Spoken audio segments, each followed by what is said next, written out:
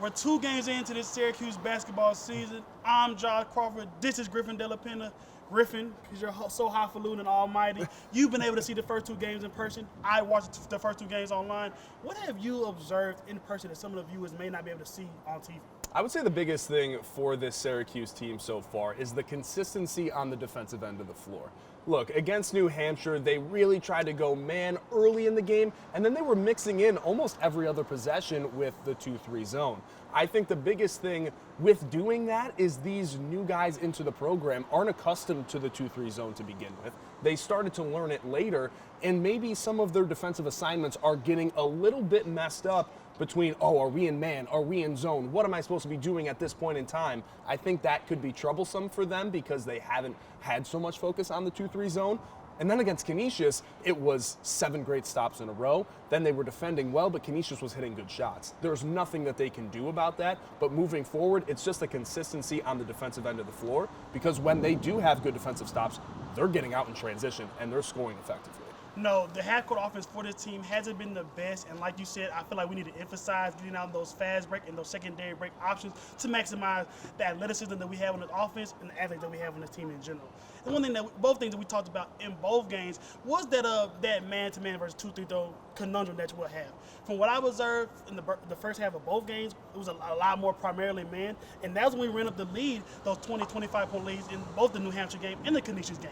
So I know that, like I said, it could be in the thing of nostalgia, but with the athletes this team has 1 through 5 on their roster, especially with the versatility that a guy like Malik Brown can bring coming in as your 5, I think that emphasizing that man defense and maybe instituting a little bit more full-court or half-court pressure could be a way to artificially get us out in transition a little bit more. I can't agree more with that. And it also has to be pointed out that this is a young team regardless. It's going to take them time to gel with the new players into the program and then guys that were underclassmen and need to step up this year as well. So I think as the season goes on, Coach Autry, he knows what this team can do. He has no fear that these guys aren't gritty, that they don't want to win. Like they know what this team can do. So I think moving forward, it's just taking those small wins and having them be lengthened out for a longer period of time. Now, that's a fact. And like we both talked about, we can't take any of these non-conference wins for granted, especially some of the struggle that we've had in non-conference games to what we would consider bye games before.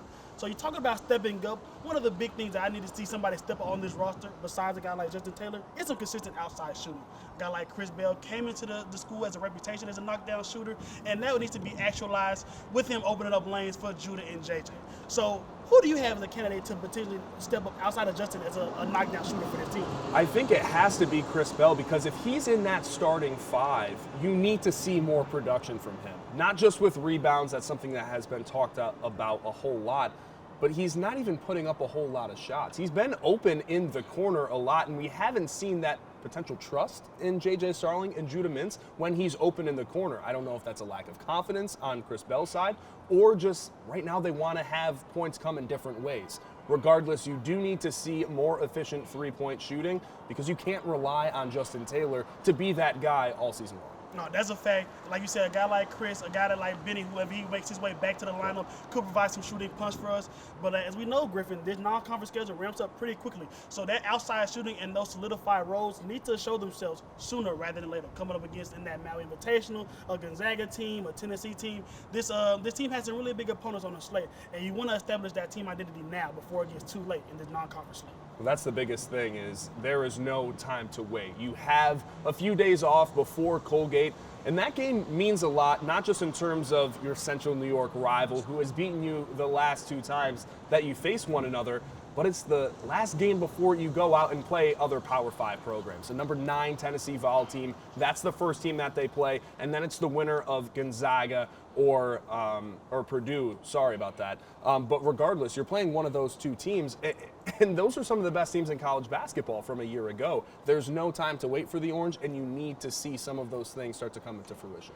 No, that's a fact. But one thing I will end this on a positive note. I think with the dynamic guard play between JJ and Judah, they have developed a chemistry. There's been not a lot of your turn, my turn that we see from these 2-man dynamic duos. They have kind of been a seamless fit in terms of what they can do together on the court, especially for JJ with his first time probably his basketball career being primarily working off ball. Yeah. So that's been an encouraging sign to me, and the thing that I wanted to really track closely in the offseason to see how well these 2 guys work together. So Yeah. it seems like they're working well together. And then outside of the improved three-point shooting on their part, on the rest of the roster, I think that we have the makings of one of the more dynamic and surprising teams, not only in the ACC, but in the country. It's only going to get better for those two guys. They are similar type players. They are shot creators. They like to get to the basket. And I think as the season goes on, you're going to see those roles start to flip of maybe Judah is going to be the off-ball guard. Maybe he'll be the guy that could be more of a primary shooter, and JJ's taking the ball up the floor.